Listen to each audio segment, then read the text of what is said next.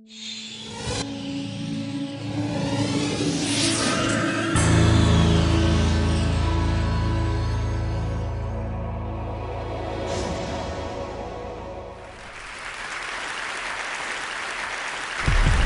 told you three things last year. I told you that the statistics of the world is not being made properly available.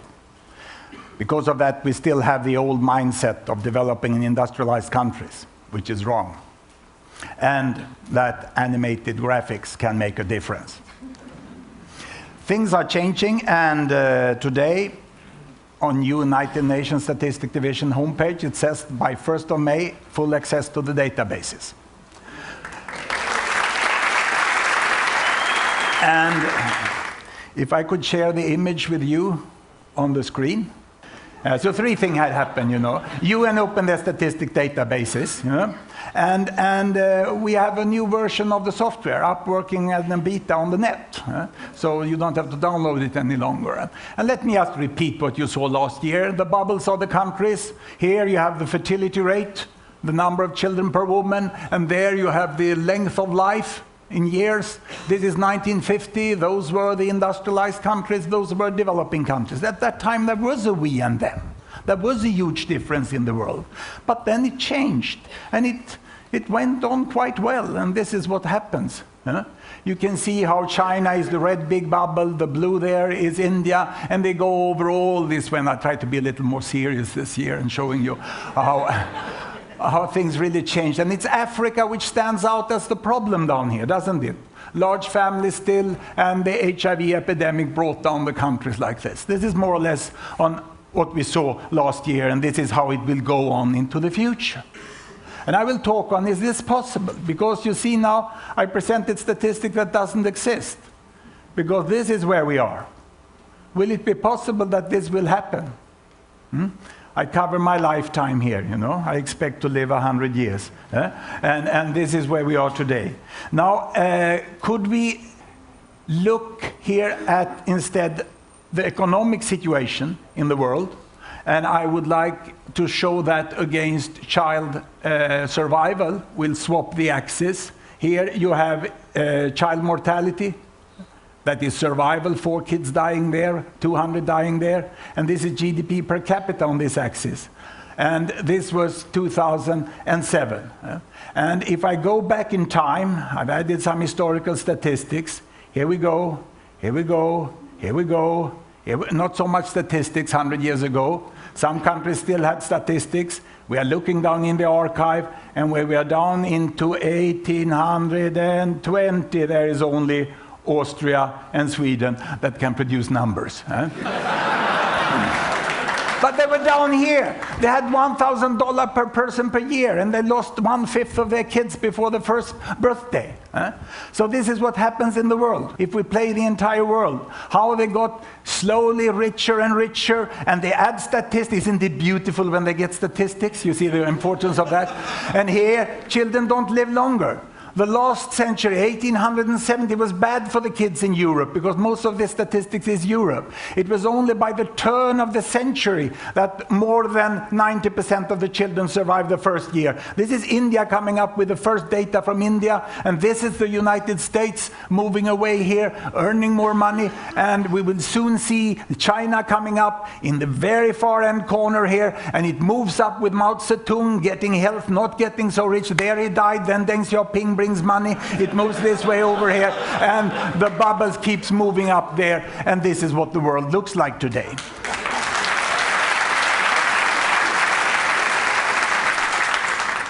Let us have a look at the United States. We have a function here. I can tell the world, stay where you are. And I take the United States. We still want to see the background. I put them up like this, and now we go backwards. And we can see that the United States go to the right of the mainstream. They are on the money side all the time. And down in 1915, the United States was a neighbor of India, present contemporary India. That means the United States was richer, but lost more kids than India is doing today, proportionally. And look here, comparing to the Philippines of today. The Philippines of today has almost the same economy as United States during the First World War. But we have to bring United States forwards quite a while to find the same health of the United States as we have in the Philippines. About 1957 here, the health of the United States is the same as the Philippines. And this is the drama of this world, which many call globalized, is that Asia, Arabic countries, Latin America are much more ahead in being healthy, educated, having human resources than they are economically. There's a discrepancy in what's happening today in the emerging economies. There, now social benefits, social progress is going ahead of economical progress. And 1957, United States had the same economy as Chile has today.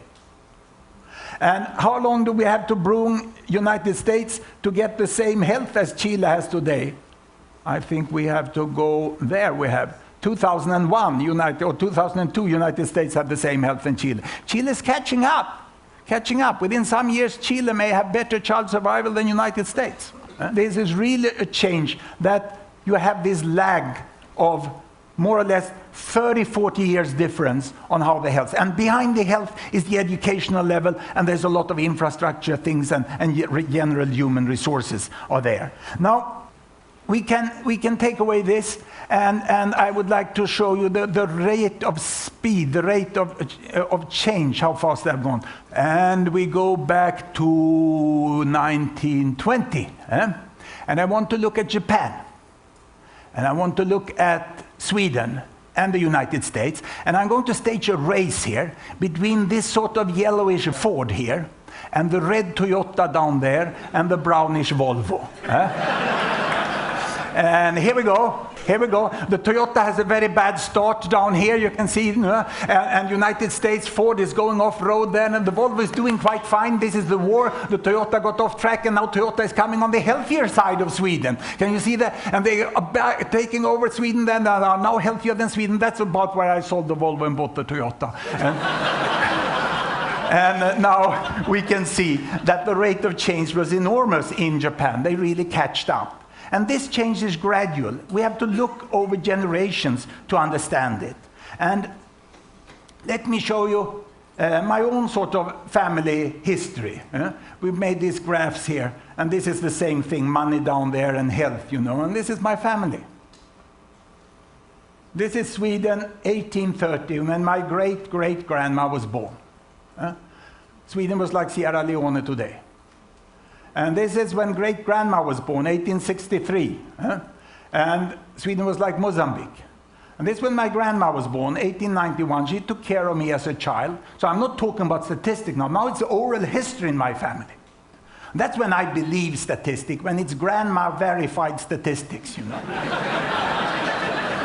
I think it's the best way of verifying historical statistics. Sweden was like Ghana. It's interesting to see the enormous diversity within sub-Saharan Africa. I told you last year, I'll tell you again. My mother was born in Egypt, and who am I? I'm the Mexican in the family. And my daughter, she was born in Chile, and the granddaughter was born in Singapore, now the healthiest country on this earth. It bypassed Sweden about 2 to 3 years ago with better child survival. But they're very small, they're so close to the hospital, we can never beat them out in these forests. But homage to Singapore. Singapore are the best ones. Now, this looks also like a very good story, but it's not really that easy that it's all good story, because I have to show you one of the other facility. We can also make the color here represent a variable. And what have I chosen here? Carbon dioxide emission, metric ton per capita. This is 1962, and United States was emitting 16 ton per person, and China was emitting 0.6, and India was emitting 0.32 ton per capita. And what happens when we moved on? Well, you see the nice story of getting richer and getting healthier, and everyone did it at the cost of emission of carbon dioxide. There is no one who has done it so far. And we don't have all the updated data any longer, because this is really hot data today. And there we are, 2001. And in the discussion I attended, with global leaders, Many say now the problem is that the emerging economy, they are getting out too much carbon dioxide. The Minister of the Environment of India said, well, you are the one who caused the problem. The OECD countries, the high-income countries, they were the one who caused the climate change. But we forgive you because you didn't know it. But from now on, we count per capita. From now on, we count per capita. And everyone is responsible for the capita emission. And this really shows you, we have not seen good economic and health progress anywhere in the world without destroying the climate. And this is really what has to be changed. I've been criticized for showing a too positive image of the world, but I don't think it's like this. The world is quite a messy place. This we can call Dollar Street. Everyone lives on this street here. What they earn here, what the number they live on is how much they earn per day. This family earns about $1 per day. We drive up the street here, we find a family here, which earns about $2 to $3 a day. And we drive away here, we find the first garden in the street, and they earn $10 to $50 a day. And how do they live? If we look at the bed here, we can see that they sleep on a rug on the floor. This is what poverty line is. 80% of the family income is just to cover the energy need, the food for the day. This is $2 to $5, you have a bed, and here it's a much nicer bedroom, you can see. I lectured this for IKEA, and they wanted to see the sofa immediately here. And this is the sofa, how it will emerge from there. And the interesting thing, when you go around here in the photo panorama, you see the family still sitting on the floor there. And although there is a sofa, if you watch in the kitchen, you can see that the great difference for women does not come between $1 to $10. It comes beyond here, when you really can get good working condition in the family. And if you really want to see the difference, you look at the toilet over here. This can change. This can change. These are all pictures and images from Africa, and it can become much better. We can get out of poverty. My own research has not been in IT or anything like this. I spent 20 years in interviews with African farmers, which was on the verge of famine. And this is the result of the farmers' needs researchers. The nice thing here is that you can't see who are the researchers on this picture. That's when research functions in poor societies. You must really live with the people. When you are in poverty, everything is about survival. It's about having food. And these two young farmers, they are girls now because the parents are dead in HIV and AIDS. They discuss with the trained agronomist. This is one of the best agronomists in Malawi, Jonathan Mikombira. And he's discussing about what sort of cassava they would plant, the best converter of sunshine to food that man has found. And they are very, very eagerly interested to get advice. That's to survive in poverty. That's one context. Getting out of poverty. The women told us one thing: get us technology. We hate this mortar to stand hours and hours. Get us a mill so that we can mill our flowers. Then we will be able to pay for the rest ourselves. Technology will bring you out of poverty, but there's a need for a market to get away from poverty. And this woman is very happy now bringing her products to the market, but she's very thankful for the public investments in schooling so she can count and won't be cheated when she reaches the market. She wants her kid to be healthy so she can go to the market and doesn't have to stay home. And she wants the infrastructure that's nice with a paved road. That's also good with credits. Microcredits gave her the bicycle, and information will tell her when to go to market with which products. You can do this. I find my experience from 20 years of Africa is that the seemingly impossible is possible. Africa has not done bad. In 50 years, they've gone from pre-medieval situation to a very decent 100-year-ago Europe with a functioning national state. I would say that sub-Saharan Africa have done best in the world during the last 50 years because we don't consider where they came from. It's this stupid concept of developing countries which put us Argentina and Mozambique together 50 years ago and said that Mozambique did worse. We have to know a little more about the world. I have a neighbor who knows 200 types of wine.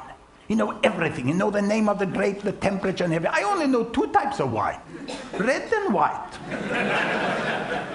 But my neighbor only knows 2 types of countries, industrialized and developing, and I know 200. I know about the small data about the. You can do that.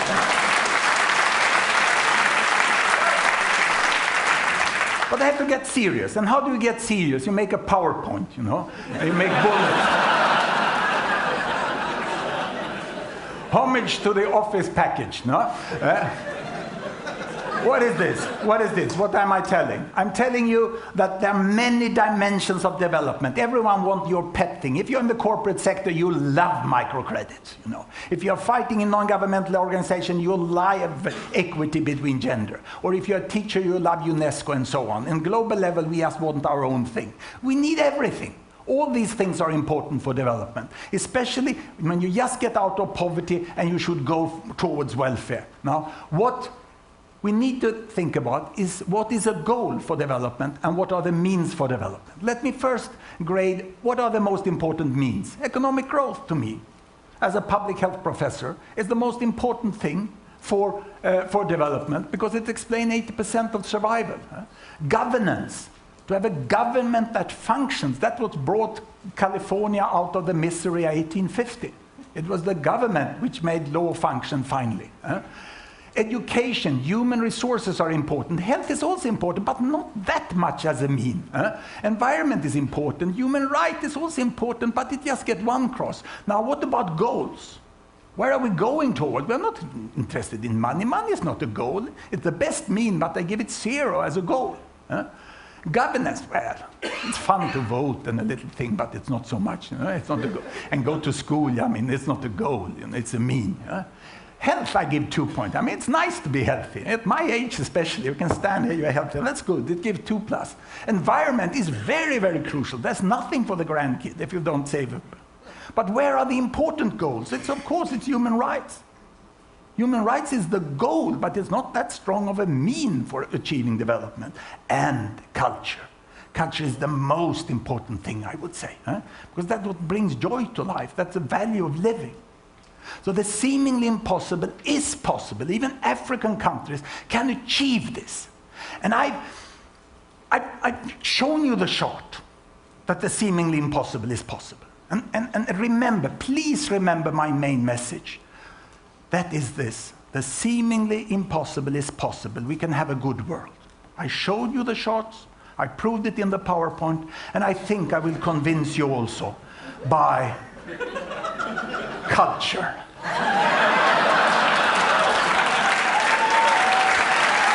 Bring me my sword. Sword swallowing is from ancient India. It's a cultural expression that for thousands of years has inspired human beings to think beyond the obvious. And I will now prove to you that the seemingly impossible is possible by taking this piece of steel, solid steel. This is the army bayonet from the Swedish army, 1850. In the last year we had war, you know? And it's all solid steel, you can hear here. Huh? And I'm going to take this blade of steel and push it down through my body of blood and flesh and prove to you that the seemingly impossible is possible. Can I request a moment of absolute silence?